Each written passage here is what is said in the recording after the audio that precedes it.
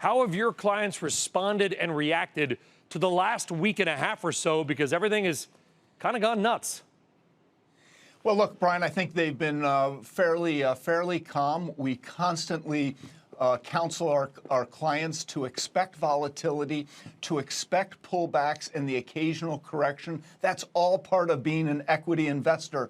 There is no such thing as a free lunch. You have to be able to put up with some volatility.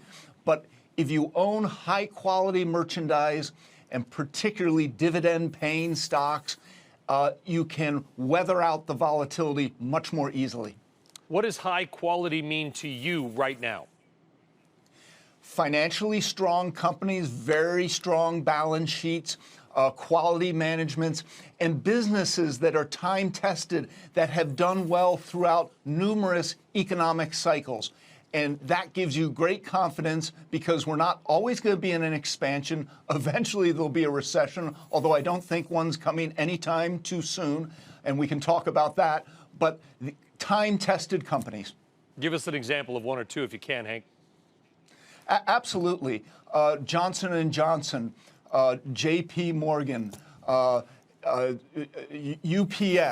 on the industrial side, Pepsi. These are all companies that have great records of paying dividends and growing dividends annually, and being able to withstand the various ups and downs in the economy. So if you're betting and buying UPS, I would imagine you do not believe there is going to be a U.S. or a global recession.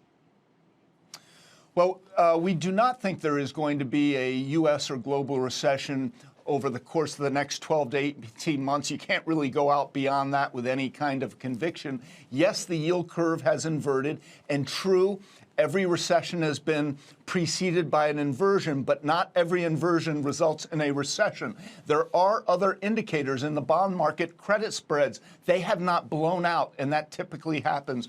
Also, rising inflation, we don't have that. Rising unemployment, we don't have that. A precipitous decline in confidence.